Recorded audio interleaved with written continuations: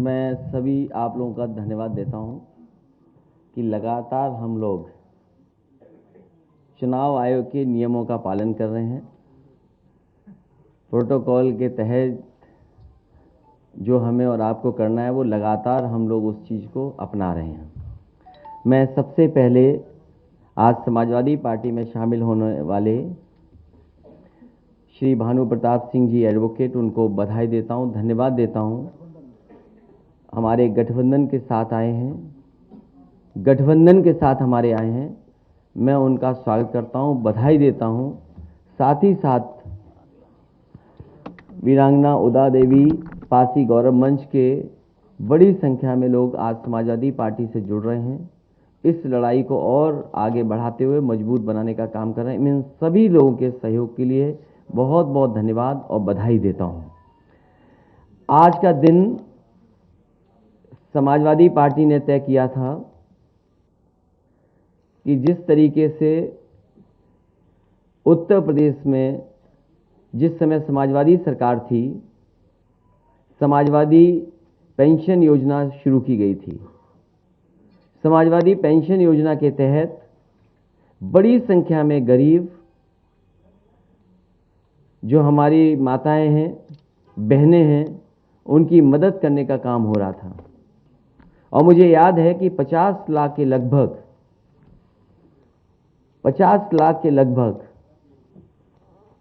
उस समय समाजवादी पेंशन से गरीब परिवारों की मदद हो रही थी। समाजवादी पेंशन योजना को पुनः शुरू किया जाएगा। इसके अंतर्गत वृद्ध जरूरतमंद महिलाएं, बीपीएल परिवार, उनको प्रति वर्ष 18,000 रुपये पेंशन देने का काम समाजवादी सरकार में किया जाएगा। पहले ये योजना जो समाजवादी पेंशन योजना थी, वो साल में 6,000 रुपये मिलते थे और लगातार बुंदेलखंड का कोई गरीब परिवार नहीं मिला रहा होगा जिसको समाजवादी पेंशन से जोड़ा न गया हो। इसी तरह मुझे याद है कभी कभी मैं जब टीवी में देखता था कि कोई खबर ऐसी है जहां पर गरीब परिवार के साथ संकट या परेशानी में है, तो उनको समाजवादी पेंशन से जोड़ करके उन परिवारों की मदद की जाती थी। इसी तरह बनारस में मुझे याद है मुसहर बिरादरी के लोगों की खबर मैंने टीवी पर सुनी थी और उसको जब मैंने देखा तो जिस जर्नलिस्ट ने वो खबर बनाई थी, उस जर्नलिस्ट से मैंने बात की। उसने कहा कि मैंने तो कम दिखाया है, लेकिन इससे ज्यादा हालत खराब है मुसहर बिरादरी के लोगों की। उसी समय वहां के जिलाधिकारी जो मौजूद थे बनारस के, मैंने उन्हें फोन किया और मैंने कहा कि इन परिवारों को समाजवादी लोहिया आवास से जोड़ करके और सभी परिवारों को जो महिलाएं गरीब हैं इनको समाजवादी पेंशन देने का काम हो। उसी समय जिलाधिकारी ने उन परिवारों को समाजवादी पेंशन से जोड़ने का काम किया। इसी तरह कुशीनगर के जिलाधिकारी थे, जब उनको ये सूचना मिली तो उन्होंने कहा कि हमारे यहाँ बजट थोड़ा कम है, अगर जिले को बजट ज़्यादा मिल जाएगा तो इस तरह के मुसहर जाति के और तमाम ऐसे परिवार हैं उनको भी हम जोड़ने का काम करेंगे।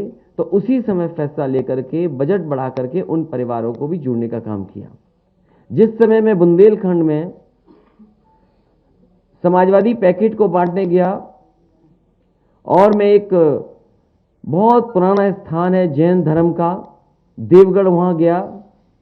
वहां जब मैंने देखा जंगल के बीच में ट्राइबल लोग, जनजाति लोग परिवार रह रहा था, पूरा गांव था, उन्हें पता कि मैं वहां से गुजर रहा हूं, तो जो कुछ उनके पास था उससे वो स्वागत करने आए थे।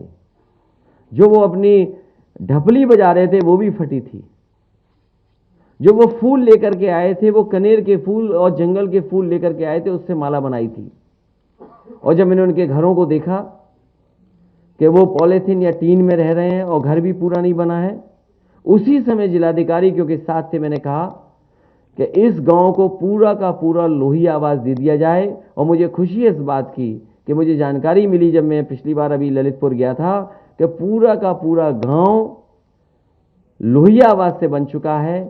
सभी को उस समय उस योजना से जोड़ा गया और साथ ही साथ समाजवादी पेंशन देने का भी काम हुआ था। इसी तरह लखनऊ में पीजीआई के पास सपेरे रहते थे और उन सपेरों का जगह ले ली गई थी आवास विकास के माध्यम से। उन सपेरे परिवारों की कोई मदद नहीं हो रही थी। समाजवादी सरकार बनी थी, लोहिया आवास के साथ साथ उन्हें समाजवादी पेंशन से भी जोड़ने का काम होना शुरू हो गया था।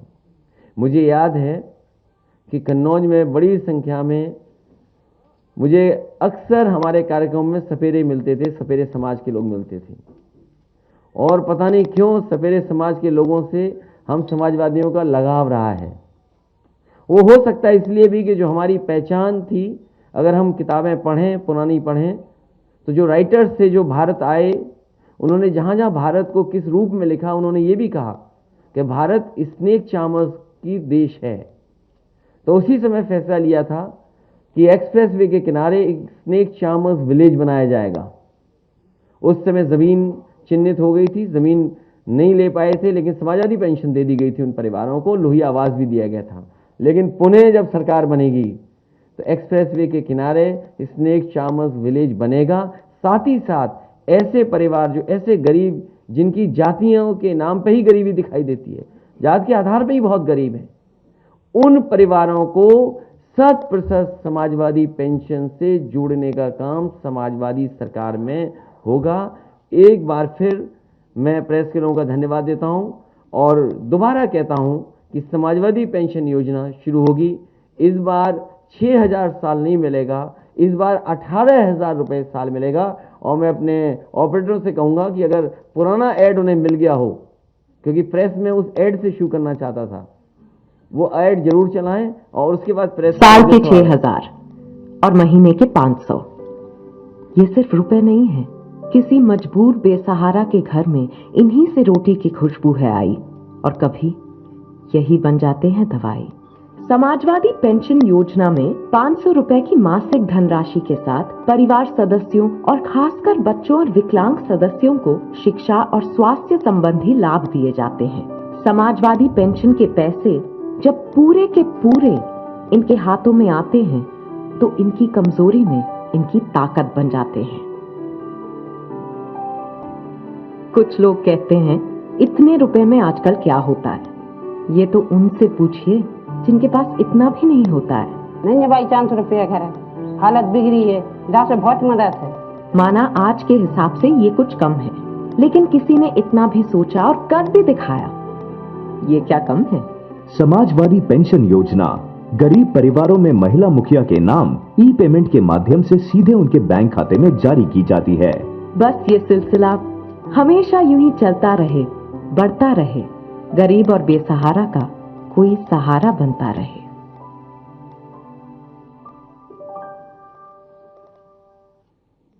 इस ऐड के माध्यम से ये भी मैं बताना चाहता था कि सबसे ज्यादा अकाउंट अगर किसी ने उत्तर प्रदेश में खुलवाए थे तो समाजवादी सरकार ने, साथ ही साथ सबसे ज्यादा ब्रांचेस बैंकों की अगर किसी ने खुलवाई थी तो समाजवादी सरकार में, और सबसे पहले सबसे ज्यादा डीबीटी सिस्टम से अकाउंट में सीधा पैसा पहुंचाने का काम भी समाजवादी सरकार में हुआ है।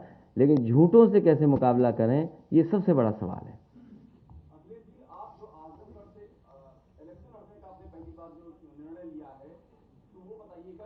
मैं आजमगढ़ की जनता से अनुमति लेकर के ही चुनाव लड़ूंगा, अगर चुनाव लड़ता हूं तो।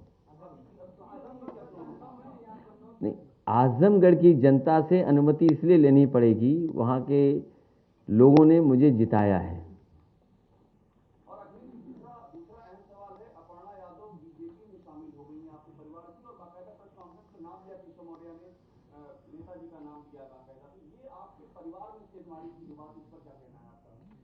सबसे पहले तो मैं बधाई दूंगा और शुभकामनाएं, और साथ ही साथ हमें खुशी इस बात की है कि समाजवादी विचारधारा का विस्तार हो रहा है। समाजवादी विचारधारा का विस्तार जो हो रहा है, मुझे उम्मीद है कि हमारी विचारधारा वहां भी पहुंच करके और संविधान और लोकतंत्र को बचाने का काम होगा। नेताजी ने बहुत कोशिश की समझाने की, नेताजी ने बहुत कोशिश की समझाने की।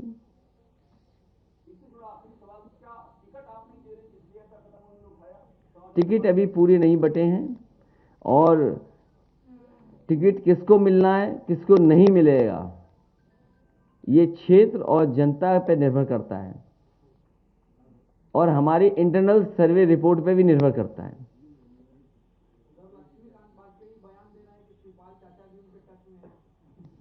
और वो भी बता दें कि वो भी किसी के टच में है। ये देखिए, मैंने अगर रोका ना होता, अभी परसों ही मैंने रोका, क्योंकि हम देखिए एक बात तो साफ है, एक बात तो साफ है कि समाजवादी पार्टी ने जिनको लिया है और जिनको साथ लेकर के आए हैं उनका जनाधार है और व्यापक जनाधार है, जिन लोगों को समाजवादी पार्टी में जोड़ा है। और आज जरूरत के हिसाब से और जिन राजनीतिक परिस्थितियों में आज चुनाव आगे बढ़ रहा है उसमें समाजवादी पार्टी का कोई मुकाबला नहीं कर सकता। उत्तर प्रदेश की जनता बदलाव चाहती है, परिवर्तन चाहती है। उत्तर प्रदेश की जनता भारतीय जनता पार्टी को हटाना चाहती है।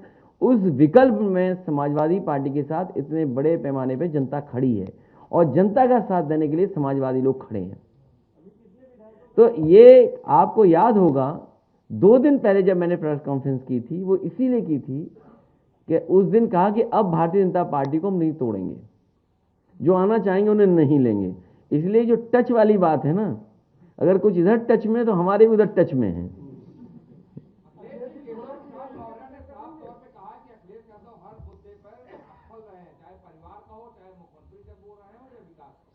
उनका एक प्रिय काम था जानवर की स्वस्थ रखना, एक जमाने में उनका बहुत प्रिय काम था ये। पूरे उत्तर प्रदेश के जानवर आज भूखे हैं, खासकर गाय मां।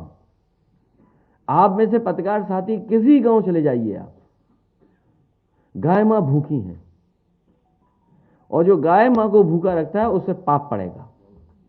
इस बार भारतीय जनता पार्टी पे गाय मां का पाप पड़ने जा रहा है। अभी टच वाली बात चल रही है कौन किसके टच में है।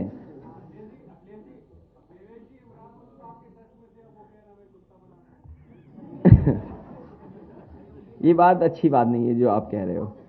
राजनीति में परिस्थितियों के हिसाब से नहीं वो ठीक है, ठीक बात है जो आप कह रहे हो। मैं समझ गया बात को, मैं बात समझ गया, लेकिन यहां मत कहिए ये बात। नहीं यहां मत कहिए।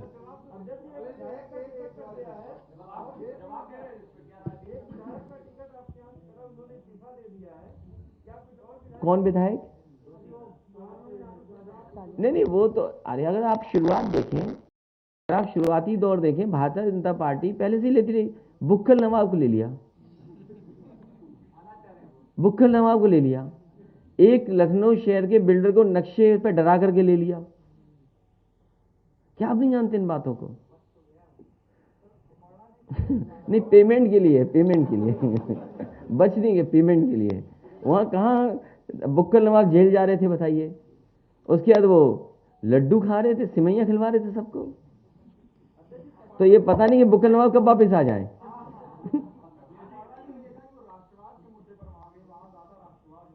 देखिए, मैं समाजवादी पार्टी में, और आपको जानकर के खुशी होगी और आप इस बात को जानते हैं, मैं खुद मिलिट्री स्कूल में पढ़ा हूं, धौलपुर मिलिट्री स्कूल। और कभी कंफ्यूज मत होना मिलिट्री स्कूल और सैनिक स्कूल में। जो मिलिट्री स्कूल हैं वो सेंट्रल गवर्नमेंट से चलते हैं, सैनिक स्कूल हैं वो स्टेट गवर्नमेंट चलाती है, जिसमें फंड सेंटर के भी मिलते हैं। मिलिट्री स्कूल में बचपन से लेकर के मैंने 7 साल गुजारे हैं। आज भी पूरे देश की सीमा उठा करके देख लीजिए, कहीं ना कहीं मिलिट्री स्कूल का पढ़ा हुआ ऑफिसर वहां पर लगा खड़ा मिलेगा आपको। हमारे साथ के वो लोग हैं जो सीमा पर आज भी खड़े हैं, और कई ऐसे लोग हैं जिन्होंने हमें कमांड किया। जब स्कूल में थे हम, तो हम लोगों को कमांड करते थे वो हमारे स्कूल कैप्टन हुआ करते थे।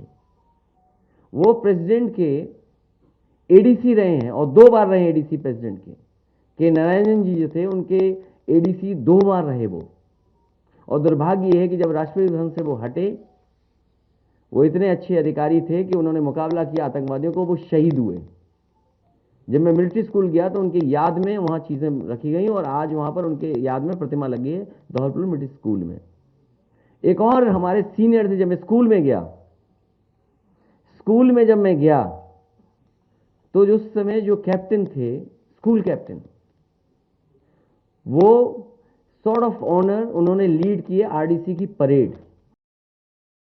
आज दुनिया बड़ी कंपनी में काम कर रहे हैं, वो हमारे क्षेत्र के थे, कन्नौज के रहने वाले थे, एडीसी टू प्रेसिडेंट रहे, उन्होंने सॉर्ड ऑफ ऑनर मिला उन्होंने आरडीसी की परेड को लीड किया और एडीसी रहे राष्ट्रपति के। आज अमेरिका के बहुत बड़ी कंपनी में काम कर रहे हैं और कन्नौज के थे। मैं तमाम एग्जाम्पल बता सकता हूं। समाजवादियों को और मुझे सर्टिफिकेट नहीं देना है, भारतीय जनता पार्टी को भारतीय जनता पार्टी की टॉप लीडरशिप बताए, उनके साथ का पढ़ा हुआ एक ऑफिसर हो आर्मी में तो बता दें हमें। भारतीय जनता पार्टी की टॉप लीडरशिप में, फिर मैं दोहराता हूं, एक भी उनका क्लासमेट अगर आर्मी में रहा हो तो बता दे हमें, ऑफिसर रहा हो तो बता दो। अब मैं आप पे छोड़ता हूं कि आप तय करो कि राष्ट्रवाद का रूप क्या हो।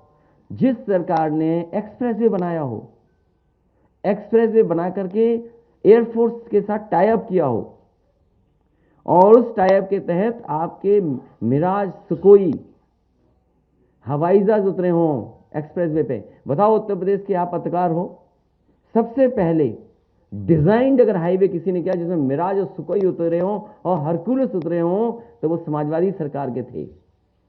और समाजवादी सरकार ने अगर समाजवादी पूर्वांचल एक्सप्रेसवे से न डिजाइन किया होता तो प्रधानमंत्री भी हवाई जहाज से उतर नहीं सकते थे उस एक्सप्रेसवे पर। समाजवादियों की देन है कि कम से कम उनका विजन ये था, क्लियर विजन था कि जो एक्सप्रेसवे बनेगा उसमें ऐसा रनवे हो जिसमें फाइटर उतर सकें, एयरफोर्स को जरूरत पड़े तो उतर सकें। और उसका परिणाम यह हुआ कि देश के प्रधानमंत्री जब उतरे वो समाजवादियों की डिजाइंड एक्सप्रेसवे था, क्योंकि वो हमारे बाबा योगी का डिजाइन नहीं था। इसलिए प्रधानमंत्री को पता था कि जो उनके साथ है उसने डिजाइन नहीं की है, ये काम चोरी वाले मुख्यमंत्री हैं, इसीलिए उन्हें सजा देने के लिए पैदल पैदल चलाया था।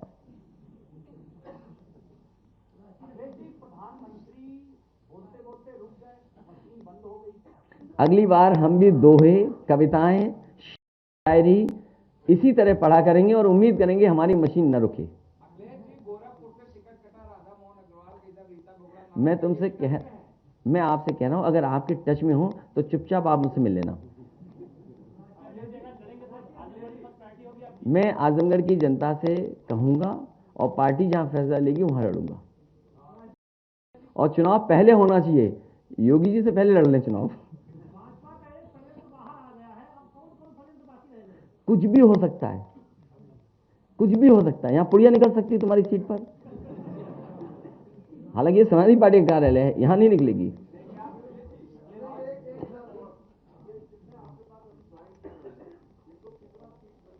नहीं, ये सीट वाले लोग नहीं है, ये मुद्दों के आधार पर समाजवादी पार्टी के आंदोलन को आगे बढ़ा रहे हैं और समाजवादी पार्टी की लड़ाई को मजबूत कर रहे हैं, क्योंकि वो किसान आंदोलन में रहे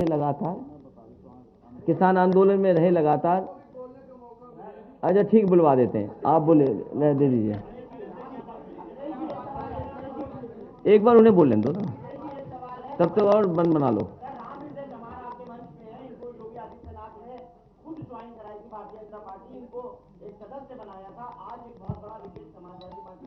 अरे विकेट नहीं गिरा रहे, विकेट और गिरा सकते हैं हम। नहीं, बैठी बैठे आप, अगर भानु प्रताप जी बोलना चाहें तो बोल सकते हैं। बहुत बहुत शुक्रिया अध्यक्ष जी। देखिए, हमारी पार्टी राष्ट्रीय जनहित संघर्ष पार्टी समाजवादी पार्टी के साथ गठबंधन में शामिल है। हमें कोई सीट नहीं चाहिए, ये स्पष्ट रूप से हमने माननीय अखिलेश यादव जी से कहा है, क्योंकि लड़ाई देश को बचाने की है। देश बहुत संकट में है और अगर इस समय बीजेपी को जड़ से उखाड़ के नहीं फेंका गया तो देश में बहुत बुरी स्थिति हो जाएगी। उसके लिए हम समाजवादी पार्टी और विशेषकर माननीय अखिलेश यादव जी की नीतियों से प्रभावित होकर हम उनको इसमें पूरा सहयोग दे रहे हैं और पूरे चुनाव में लगातार प्रचार करेंगे ताकि बीजेपी को पूरी तरह से धराशायी किया जा सके। तो हर किसी को यह स्पष्ट होना चाहिए। हमारे विषय में आप जानते हैं, किसान आंदोलन में हम रहे हैं, सीएनआरसी के आंदोलन में लगातार सरकार की गलत नीतियों के खिलाफ पुरजोर तरीके से आवाज उठाई है, आगे भी ऐसा ही करेंगे। बाकी माननीय अध्यक्ष जी जो जिम्मेदारी गठबंधन के रूप में हमें देंगे उसका पूरी ताकत से निर्वाह करेंगे। बहुत बहुत शुक्रिया। हृदय राम जी भी बोल दें आप, क्योंकि उन्होंने हमारे पत्रकार साथी ने याद दिला दी ये सब बातें। बहुत बहुत धन्यवाद राष्ट्रीय अध्यक्ष जी, आपने 2 शब्द कहने का मौका दिया। सबसे पहले संत शिरोमणि गुरु रविदास जी को नमन करते हुए, बाबा साहब को नमन करते हुए, डॉक्टर लोहिया जी को नमन करते हुए, आज मैं भारतीय जनता पार्टी को छोड़ करके माननीय राष्ट्रीय अध्यक्ष जी के नेतृत्व में समाजवादी पार्टी ज्वाइन कर रहा हूं। भारतीय जनता पार्टी संविधान खत्म करना चाहती है, आरक्षण खत्म करना चाहती है, दलित विरोधी काम कर रही है, सरकारी नौकरियां खत्म कर दी है, जो बाबा साहब के बदौलत हमको आरक्षण और संविधान मिला था उसको खत्म कर रही है। इसलिए मैं सरकार को छोड़ करके और भाजपा को छोड़ करके माननीय अखिलेश यादव जी को, समाजवादी पार्टी का समर्थन कर रहा हूं अपने संत शिरोमणि रविदास महासभा की तरफ से, दलित समाज की तरफ से, कि आपकी सरकार बनेगी, हमारा समाज सुरक्षित रहेगा, हमारा संविधान सुरक्षित रहेगा और बाबा साहब सुरक्षित रहेंगे, संत शिरोमणि गुरु रविदास सुरक्षित रहेंगे। बहुत बहुत धन्यवाद। जय भीम। चलिए, बहुत धन्यवाद आपका।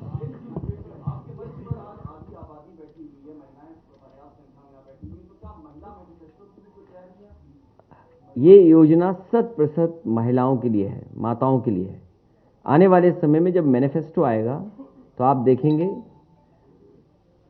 समाजवादी पार्टी के मैनिफेस्टो में बहुत सारी योजनाएं ऐसी होंगी जो सीधी सीधी महिलाओं से, माताओं से, बहनों से और बेटियों से जुड़ी हुई योजना होंगी। तो बेटी, बहन और माँ के लिए योजनाएं लेकर के समाजवादी पार्टी आएगी मैनिफेस्टो के तहत। और बहुत सारे आप में से लोग जानते होंगे कि सबसे अच्छी स्कीम 1090 अगर किसी ने शुरू की थी तो वो समाजवादी सरकार में शुरू हुई थी। उसको आज खत्म कर दिया गया है, बजट नहीं दिया जा रहा है, चौपट कर दिया गया है। वो ऐसी योजना थी जो हमारी बहनों और माताओं की मदद करती थी।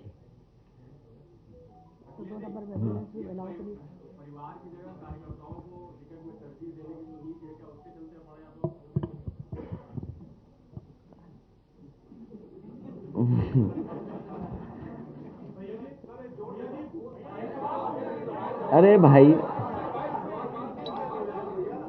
मैंने हमारे पत्रकार साथी, मैं बधाई देता हूं भारतीय जनता पार्टी को कि कम से कम हमारी समाजवादी विचारधारा का विस्तार हो रहा है। जिन्हें टिकट हम नहीं दे पा रहे हैं उन्हें टिकट वो दे रहे हैं।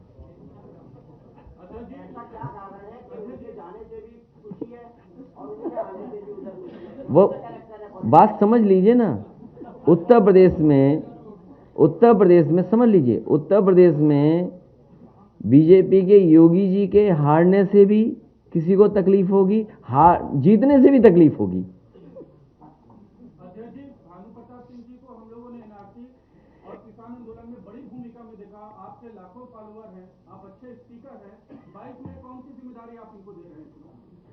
22 में वर्चुअल रैली पहले और जगह जगह किसानों के सवाल पर, और जिस तरीके से अन्याय उत्पीड़न हुआ है, हम सब लोग मिलकर के बीजेपी को हराएंगे और हटाएंगे। भारतीय जनता पार्टी आपके 12 से 17 के बीच में जो आपका कार्यकाल रहा है, उस कार्यकाल को लेकर सोशल साइटों पर प्रचार के माध्यम से और अपने कार्यकाल को लेकर एक नकारात्मक चीजें लगातार जो है वो जनता को भेज रही है। पर क्या कहेंगे? मैं आपसे निवेदन करूंगा और आप इस बात की जानकारी कर लेना, सबसे ज्यादा घटिया अगर प्रचार और झूठा प्रचार सोशल मीडिया पे और व्हाट्सएप पे कोई कर रहा है तो भारतीय जनता पार्टी है। हम लोग लगातार शिकायत कर रहे हैं, चुनाव आयोग को भी शिकायत कर रहे हैं, पुलिस को भी शिकायत कर रहे हैं, उस पर कोई कार्रवाई नहीं हो रही।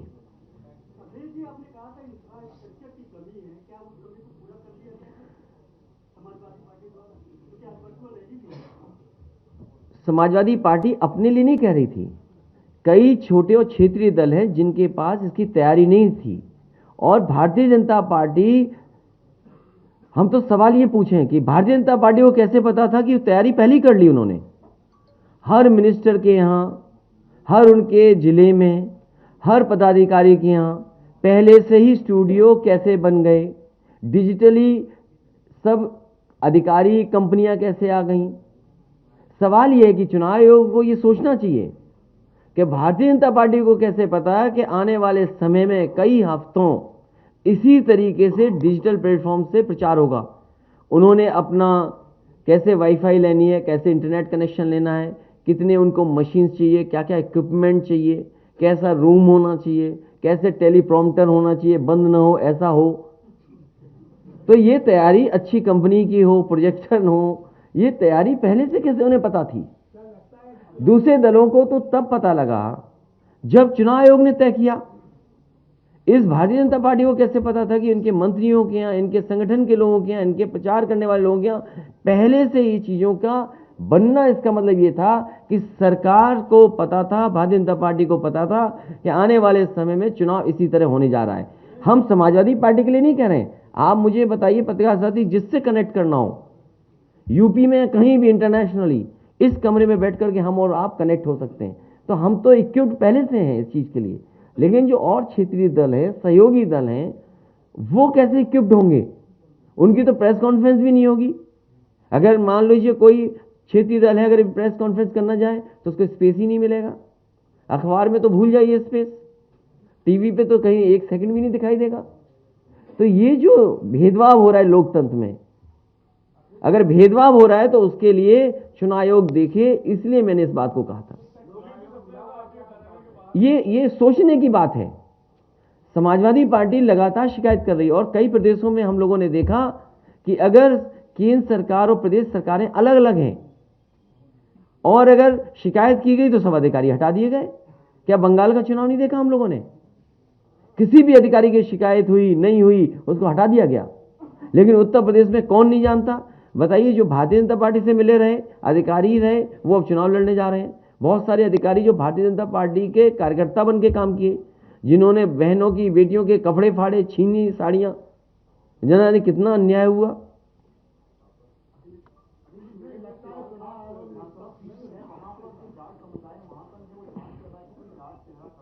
अरे इसकी आपको क्यों चिंता होनी चाहिए? ये तो गठबंधन है, किसी जगह टिकट मिलेगी, किसी जगह टिकट नहीं मिलेगी किसी को। और गठबंधन में यही होता है कि हम एक दूसरे का सहयोग करें।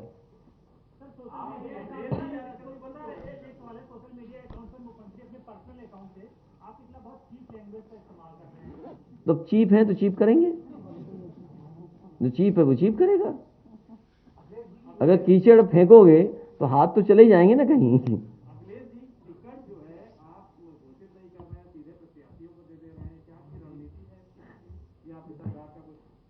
नहीं, भीतर का तो आज के जमाने में क्या है, जो जिसको फॉर्म मिलता है वो फेसबुक पे डाल देता है 1 सेकंड में।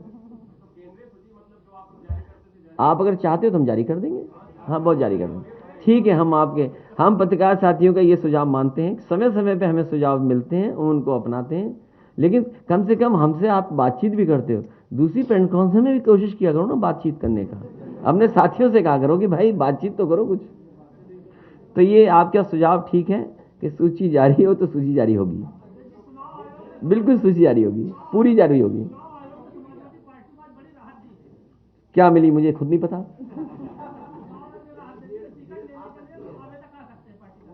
मैं उनका धन्यवाद देता हूं क्योंकि वो लगातार रैलियां कर रहे थे, उनकी चोरी न पकड़ी जाए, उनकी शिकायत न की जाए। इस लालच में समाजवादी पार्टी नहीं फंसने वाली। बीजेपी की शिकायतें देखी कितनी हुई, कैसे कर रहे हैं सब कार्यक्रम। यूपी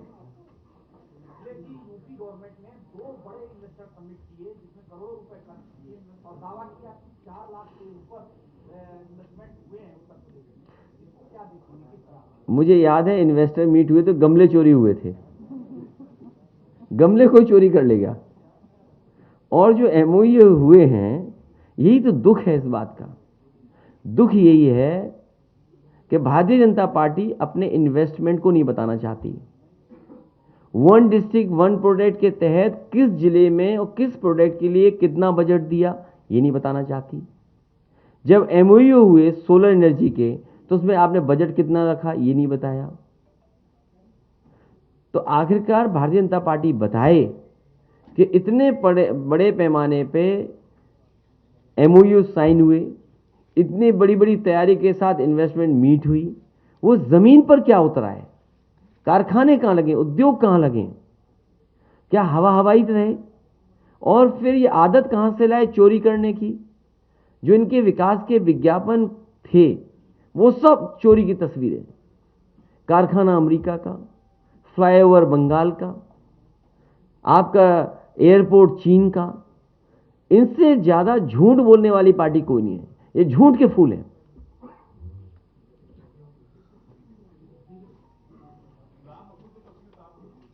नहीं, अब उनकी मर्जी है। मैं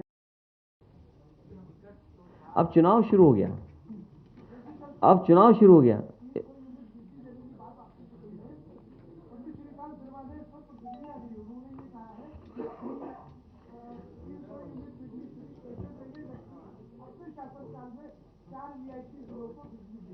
देखिए, भारतीय जनता पार्टी जो बात कहे, एक बात मान के चलना, झूठ बोल रहे हैं। और समाजवादी पार्टी ने जैसे ही तय किया कि 300 यूनिट घरेलू बिजली फ्री दी जाएगी, और जैसे ही हम लोग रजिस्ट्रेशन करना शुरू किए, लोगों को जोड़ने का काम चलेगा, वो घबरा गए। उन्होंने बताइए बिजली का बिल आधा करने का फैसला लिया कि नहीं लिया? तो ये बताए भारतीय जनता पार्टी कि 4.5 साल आपने जनता से डबल बिल क्यों लिया, महंगा बिल क्यों लिया? क्या जनता को वो पैसा वापस करेंगे कि नहीं करेंगे? भारतीय जनता पार्टी ने अगर फैसला लिया है कि आधा बिल हो जाएगा, तो क्या 4.5 साल लिए गए पैसे को वापस करेगी भारतीय जनता पार्टी? और जितने भी बिजली के कारखाने लगना शुरू हुए थे समाजी सरकार में, वो 4.5 साल में क्यों पूरे नहीं हुए?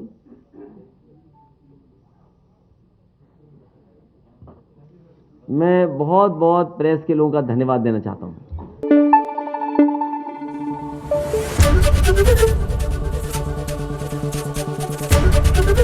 एबीपी न्यूज आपको रखे आगे।